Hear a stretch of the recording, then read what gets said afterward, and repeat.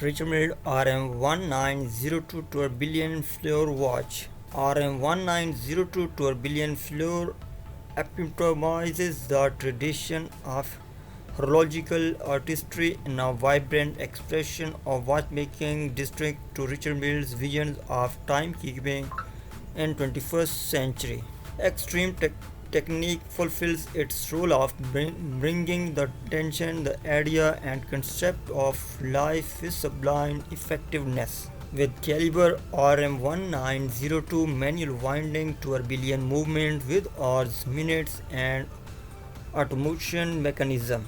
Technical mastery behind this unique grade 5 titanium tourbillon caliber resides in a complex mechanism comprising five levers surrounding the underside of the petals together with other systems combined with a long pinion used to raise the flying tourbillon and stamen upwards with the circumference of the flower, all using energy supplied by a separate second winding barrel, demonstrating attention to even the tensity of details. It is even possible to adjust the flower's opening and closing cycle